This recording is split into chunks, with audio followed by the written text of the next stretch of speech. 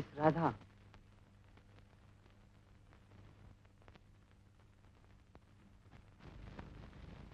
Miss Radha, miss Radha.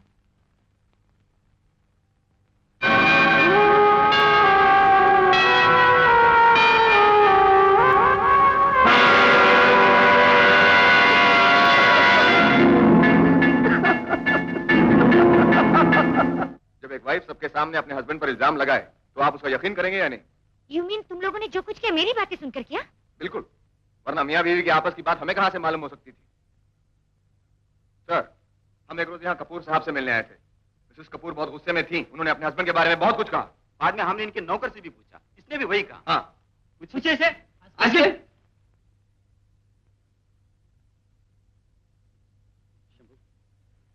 पता क्या बात? बोल सच क्या है? हम क्या बोलेगा साहब, हम गरीब आदमी हैं। मेम साहब दिन भर हमसे यही पूछता था कि राधा मेम साहब ने साहब से क्या बोला, साहब ने राधा मेम साहब से क्या बोला। हम पागल नहीं होगा साहब?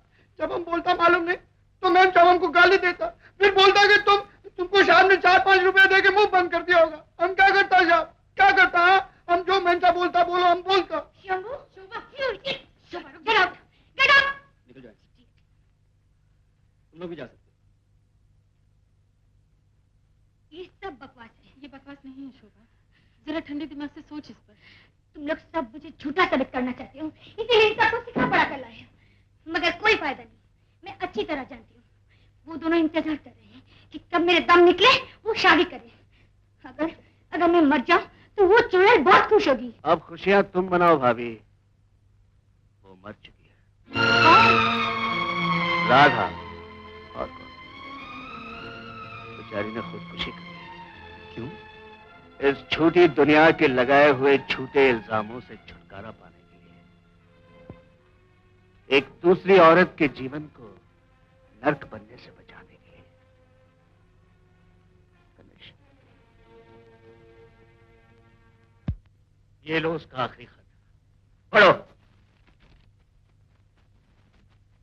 शोभा जी, मैं आपसे कहना चाहती थी ये सब झूठ है बहन।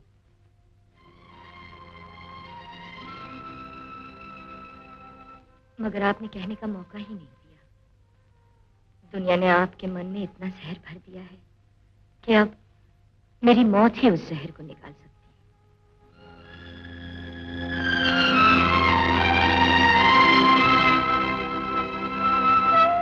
मेरी मौत का गम न कीजिएगा। मैं तो अकेली जान हूं, मेरा कोई बंधन नहीं। मगर आपका घर संसार है, आपका दुख सुख किसी और का भी दुख सुख है।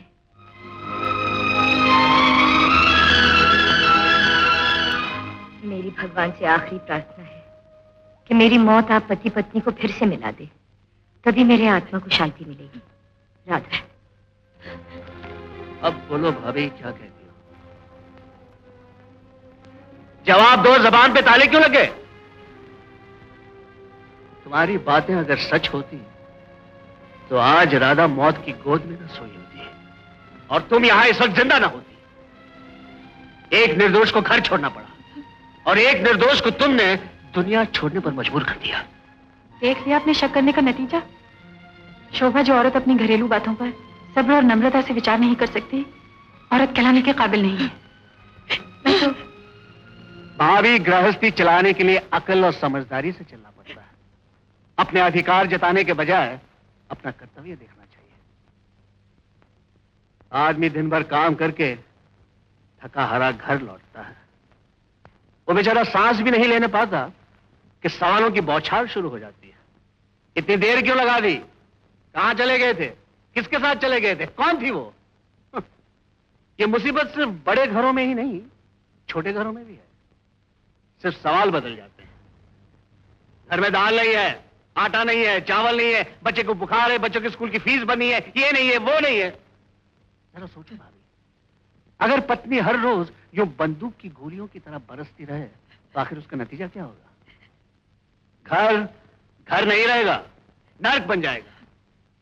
और फिर आदमी इस नर्क से तंग आकर बाहर के दूसरे सहारे ढूंढने लगता है, शराब और दूसरी चीजों का पीछा करता है। लेकिन एक बात मैं बताता हूं भाभी, आदमी अपना घर और अपनी पत्नी को छोड़कर कभी सुखी नहीं रहा। 10 जगह धक्के खाकर वो फिर कुत्ते की तरह दुम हिलाता हुआ घर आ जाता है।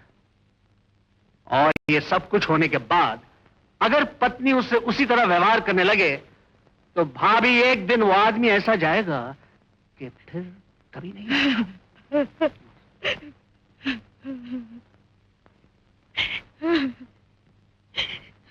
शोभा,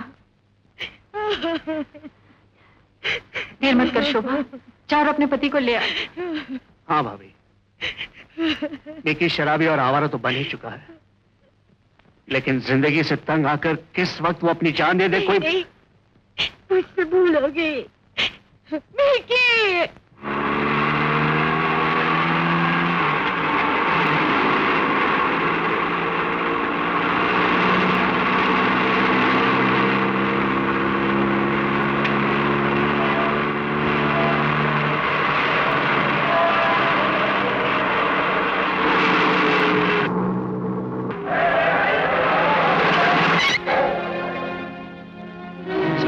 क्या बात है, क्या हुआ? बीवी से तंग आकर एक आदमी ने खुदकुशी कर ली।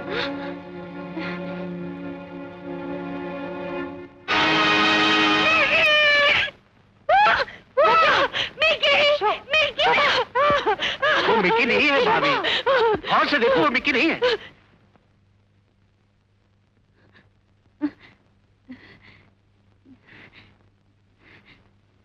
मिकी कहाँ होगा?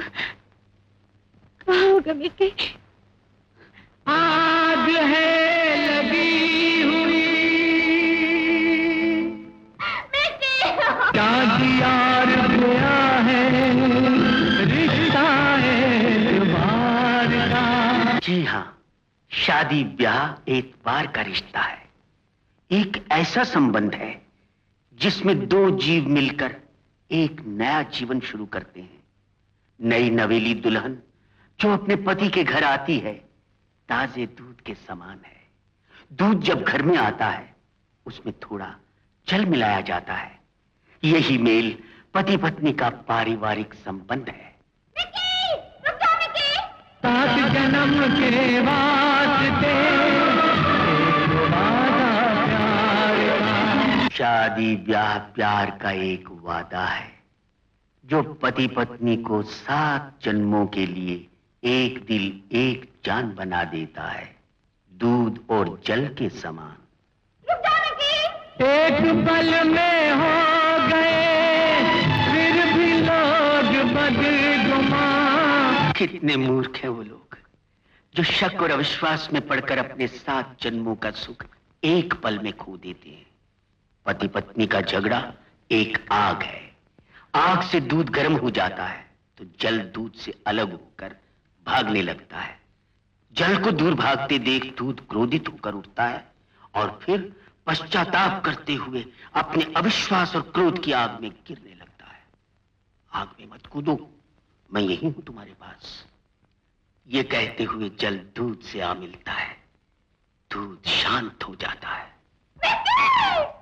यही पति पत्नी का संबंध है,